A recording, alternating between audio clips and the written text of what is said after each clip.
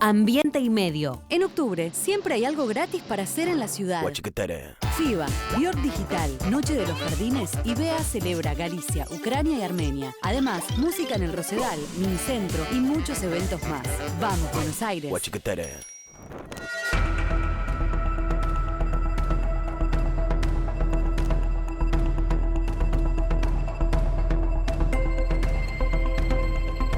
Los científicos vienen señalando desde hace mucho tiempo que el punto de no retorno es el de 2 grados centígrados de aumento de la temperatura global del planeta. Ahora la ciencia acaba de señalar que ese punto se va a lamentablemente traspasar casi obligatoriamente por la cantidad de dióxido de carbono y de gases de efecto invernadero que se emiten en la atmósfera. Pero para que tomemos una dimensión de qué significa el cambio climático en uno de sus aspectos más relevantes, que es el derretimiento del hielo en los polos. Le voy a pedir que miren este video. Dura 1 minuto exacto para precisamente poder comparar con un tiempo casi contemporáneo, desde comienzos de la década del 80 hasta la actualidad. Mire, esto arranca en 1987 y llega hasta el año 2013. Este es el tiempo que va transcurriendo y esto es cómo se van derritiendo los hielos permanentes en el Mar del Norte. Al norte de Alaska, al norte de Groenlandia, entre Groenlandia, América del Norte y Rusia. Fíjense, estamos en el año 2003, ya hay muchísimo menos que lo que había al comienzo. Y fíjense lo que va pasando. Estos son los hielos permanentes, tomemos una dimensión. La consecuencia directa de esto es el aumento del nivel de los mares, claro, es lógico, es química o física pura. Más hielo derretido, más agua en los océanos. Llegamos a 2013. Recordemos que antes todo esto estaba cubierto de hielo. Segunda consecuencia directa, el calentamiento del agua de los océanos. Y este calentamiento después redunda, por ejemplo, en mayor cantidad de huracanes. Y así sucesivamente. Esto es lo que dice hoy la ciencia. A partir de este momento, las posibilidades de mantener la temperatura por debajo de 2 grados centígrados son casi imposibles. Esto lo dice un artículo de la Universidad de Washington. Lo más probable, aclara, es que al año 2100 el aumento de la temperatura real en el planeta esté entre 2,5 y 5 grados centígrados de promedio. ¿Qué es lo que va a significar esto? Haber traspasado ese punto de no retorno. Es decir, esos hielos que acaban de ver en ese video no se van a volver a formar. Estuvimos en Puerto Madryn y en Puerto Madryn vimos cómo se trabaja para el tema de la recuperación y la conservación de animales marinos. La Patagonia. En la ciudad de Puerto Madryn, el Estado Nacional tiene uno de los centros de investigación marítima más importantes de la Argentina, cuyos trabajos tienen trascendencia en el mundo científico internacional. Aquí constantemente se están estudiando las modificaciones que sufren la flora y la fauna marina de esta región. Muchas veces se trata de fenómenos únicos en el mundo. Una de esas evoluciones es la aparición de nuevas colonias de pingüinos de Magallanes en la región de Península de Valdés. Hasta allí fuimos con un investigador del CENPAT para conocer más sobre esta especie característica de la Patagonia Argentina.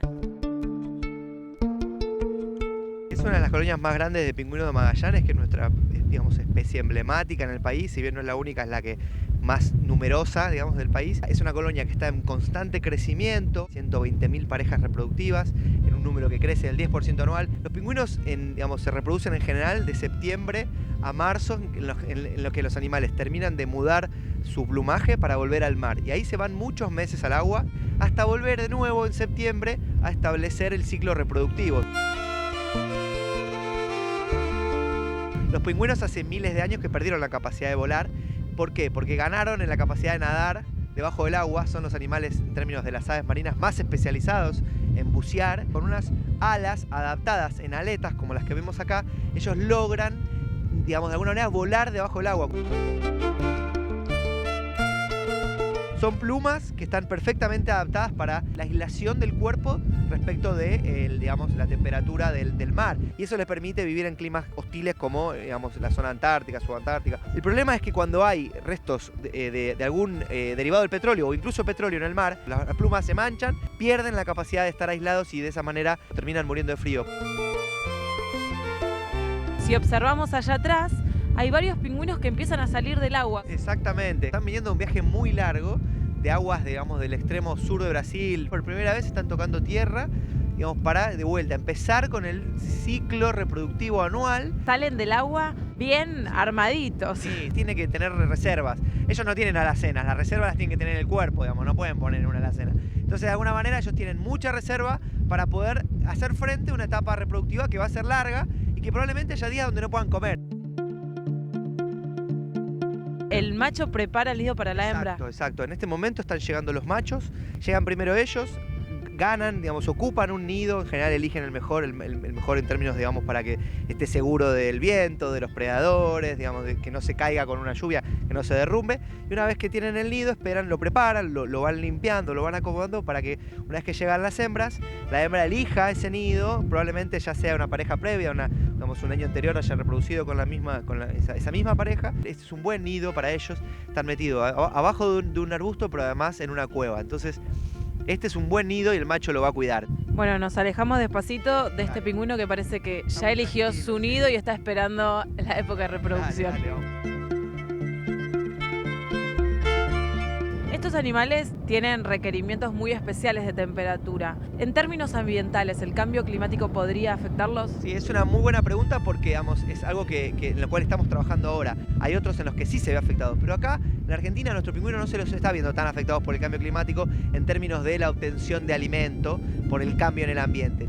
Pero lo que se cree es que el cambio climático va a modificar la distribución de la presa tipo, de la presa más, más buscada por ellos, que es la anchoita. La anchoita se va a desplazar hacia zonas alejadas y esto va a llevar a que los pingüinos se muden siguiendo ese proceso de modificación climática o del ambiente. Hay mucha importancia de trabajar y estudiar estos animales porque tienen un rol importantísimo en el ecosistema, entonces no podemos dejar que este cambio se produzca y no estar estudiándolo para ver a dónde termina, digamos, a dónde va a desembocar, ¿no?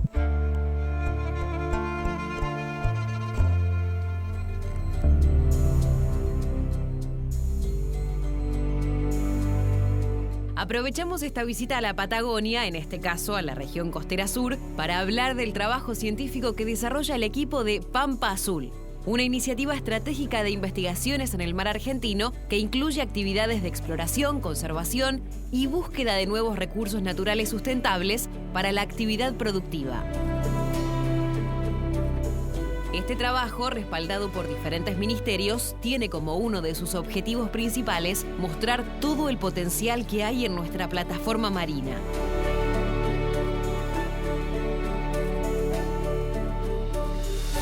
Aquí vemos un buque científico perteneciente al CONICET, que servirá de anfitrión para ayudarnos a conocer cómo se trabaja en alta mar para investigar y estudiar la vida marina y sus recursos naturales.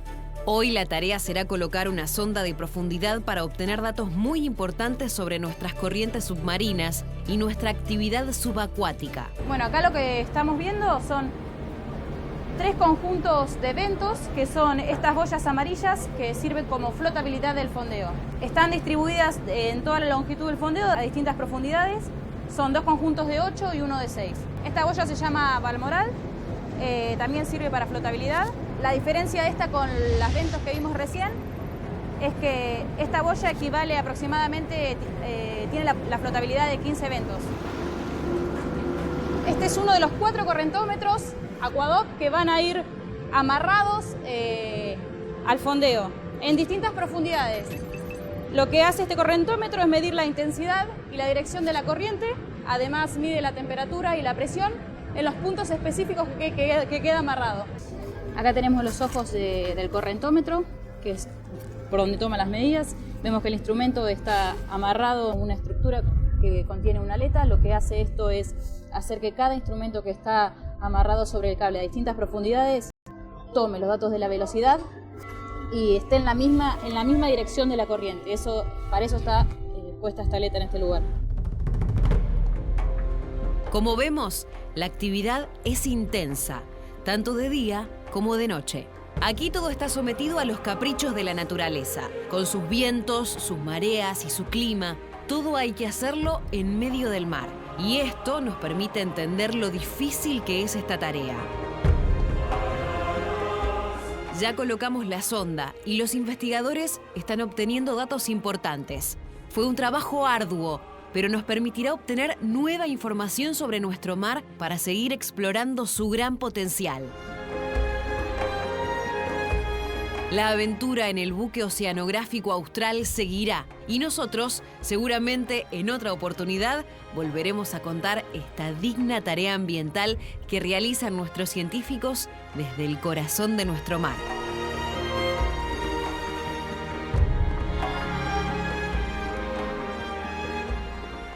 Los derrames de petróleo sobre el mar, obviamente, a partir del transporte en un buque, son quizás uno de los desastres naturales más perversos, porque están siempre asociados a la mala praxis, al desinterés, a la desidia, a llevar petróleo de manera no controlada.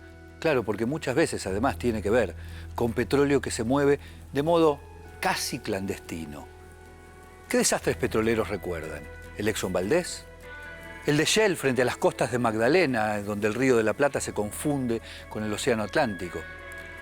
Pero hay uno que además de estas características, tuvo la particularidad de crear una crisis política en un país europeo. El Prestige, en España, Cicatrices.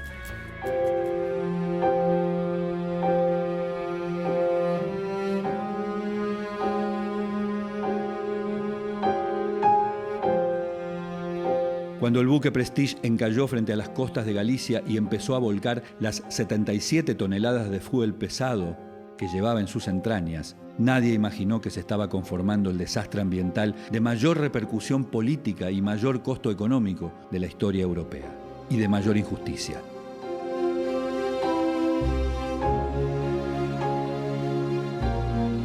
La marea negra que alcanzó las rías gallegas equiparó a la marea de euros, más de 10.000 millones, que debieron emplearse para sellar la panza del buque y remediar los daños iniciados el 13 de noviembre de 2002. España fue víctima, en ese caso, de la oscura trama del negocio del petróleo barato. El Prestige era un petrolero monocasco que llevaba bandera de Bahamas y registro de navegación griego. Su propietario era una empresa de Liberia, Mare Shipping, y la carga era propiedad de la petrolera rusa Crown Resources, con sede en Suiza. El buque había sido cargado en San Petersburgo y su destino era Singapur.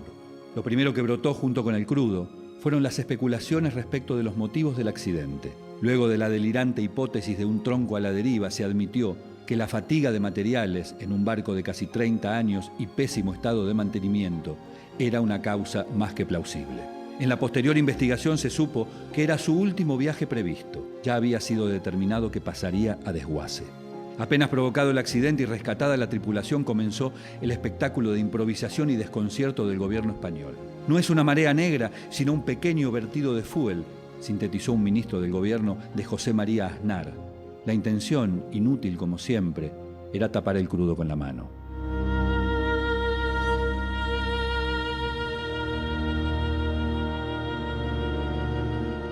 La marea negra finalmente llegó a la costa, donde cubrió 300 kilómetros de las playas más valiosas de Galicia y llegó a Madrid, en donde gracias a la impericia ayudó a la caída de imagen del gobierno español. El malestar fue tal que hasta el escritor y premio Nobel José Saramago se horrorizó por el ocultamiento, la distorsión de los hechos, la mentira sin disfraz. Recién un año más tarde, en octubre de 2003, se restituyó la actividad de pesca en las costas de Galicia. Hasta entonces, y entre otros daños, el desastre había dejado unas 150.000 aves muertas y una pérdida de la fauna marina imposible de calcular. La justicia también decidió asociarse al desastre. En Estados Unidos, desestimó una demanda por negligencia que, dijeron los jueces, no pudo probarse. En España, dio lugar al mayor juicio ambiental de la historia, que duró 9 años con un expediente de 230.000 folios y un pedido de indemnización de más de 4.000 millones de euros. En nombre del sarcasmo, exactamente el mismo día del accidente, pero 11 años más tarde, la justicia española difundió la sentencia. No había culpables. A ninguno de los perejiles sentados en el banquillo pudo probársele delito ecológico mientras los dueños del barco, del petróleo y de la irresponsabilidad política lo miraban por televisión.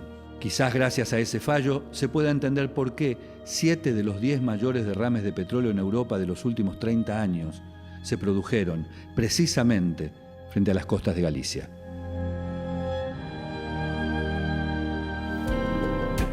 Repasemos entonces los desastres petroleros, porque hay otro elemento común. El Exxon Valdez tuvo algo de justicia, algo de remediación. Se impuso, quizás porque era Estados Unidos y porque era una multinacional local, algo de remediar el pasivo ambiental. En Magdalena no hubo justicia, de ninguna manera. Un pueblo que prácticamente cayó en el olvido precisamente después de ese desastre petrolero. Y en España, un juicio fabuloso, espectacular, lleno de cámaras, lleno de expedientes, lleno de testigos. Justicia, cero. El Prestige pasó con muchísima pena, sin nada de gloria y con total injusticia por las costas de Galicia. Vamos a repasar el contador del día en Ambiente y Medio. Ahí tenemos cantidad de dióxido de carbono emitido a la atmósfera en el tiempo que lleva este programa al aire. 130 kilos. Calculen ustedes, insisto, parece un número chiquito. Multiplíquenlo por la hora de este programa, por las 24 horas del día y la cantidad de kilos de dióxido de carbono que se vuelcan a la atmósfera, con la particularidad de que no se disipan. Allí quedan, conformando ese invernáculo del cual el calor no puede salir y que provoca el calentamiento global. Estamos en la Patagonia, hoy Ambiente y Medio, todo desde la Patagonia. Y si hablamos de la Patagonia, hablamos de la cordillera, hay un parque nacional emblemático, histórico, que además concentra una de las especies más potentes, más vinculadas a la historia natural de la Argentina, muy apegada a la cordillera, el Parque Nacional Arrayanes.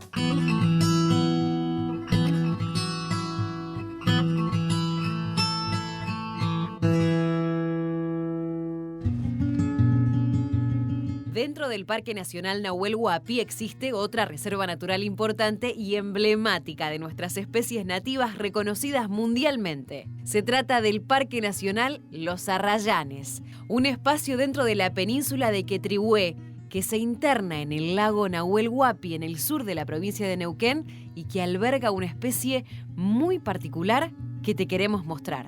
Bueno, acá tenemos una particularidad dentro de parques nacionales, que es un bosque de arrayanes de 15 hectáreas, que es único en el mundo. Hay 15 hectáreas de bosque de grandes dimensiones, ¿sí? Alrededor de 15 a 20 metros los ejemplares más grandes. Está mezclado con el resto de la vegetación, no es que solamente hay arrayanes, pero sí hay mucha cantidad muy juntos. Entonces eso es lo que lo hace tan característico y único a nivel mundial. ¿Nos encontramos? Este, bueno, es uno de los que venimos charlando, uno de los protagonistas del bosque, que es un arrayán. Estos llegan a tener aproximadamente 350 años. Si vos los tocas, a diferencia de otros, ves que se siente frío. ¿Sí? Sí. Muchos piensan que los arrayanes son arbustos porque generalmente se los ve con una estatura más baja, pero bueno, acá los vemos grandes. Acá se ha generado la particularidad por la competencia que han tenido que desarrollar en busca de la luz, se han estirado, ¿sí? Por eso acá vemos ejemplares que llegan a los 20 metros. Normalmente, si no, no superan los 2 o 3 metros de altura y tienen una forma de arbusto. Pero no entran en la especie arbusto. No, es un árbol, sí. La reproducción de estos árboles es particular. Sí, por suerte ha sabido ingeniárselas para poder reproducirse. Tiene unas raíces muy largas el arrayán y la raíz en algún momento sale de vuelta a la luz y ahí empieza a crecer una nueva planta, ¿sí? Que son plantas diferentes, por más que tengan la misma raíz, a lo largo de los años se van a ir separando. Y esto es lo que hace que la gente quizá lo confunda con arbustos, porque al nacer del mismo árbol toma por ahí la forma. Claro, sí, imagínate, acá cerquita tenemos en un lugar un ejemplar único, ¿sí? Que nosotros le llamamos el repollo, que tiene más de 150 fustes, ¿sí? Más de 150 palitos. Y si vos lo mirás decís, es un arbusto, pero es un árbol gigante y son más de 150 pero que salen de uno mismo. ¿Y hay alguna especie que sea alguna amenaza para los arrayanes o para este bosque? Y acá cerquita tenemos lamentablemente una invasión de un bosque de arce. Parques Nacionales está tomando iniciativa en el control de esa especie invasora, que es la amenaza más grande que tiene hoy el bosque de arrayanes. Como para que no avance hacia acá y le quite lugar. Claro, la idea es tratar de frenarla y contenerla para que no avance y se imponga en este bosque. Claro. Acá, como hay tanto turismo, tanta gente, es difícil de ver grandes animales, pero bueno, tenemos una especie de marsupial, que es el monito de monte, que, como para que te des una idea, es un mono que entra en la palma de la mano. El quintral, una de las particularidades que tiene es que su reproducción depende de la ingesta de la semilla en la panza del monito de monte. Otra de la fauna que atrae son 2 especies de colibrí que tenemos acá en la zona, que bueno, también justamente se alimentan de esta flor. Bueno, este parque comenzó siendo propiedad privada. Sí, esto era una propiedad privada que, bueno, en la época de Perón se decidió expropiar. Hoy en día, por acá en verano, pasan más de 3.000 personas diarias que vienen a conocer el bosque de Arrayanes y, bueno, la casita de té, que primero era exclusivo.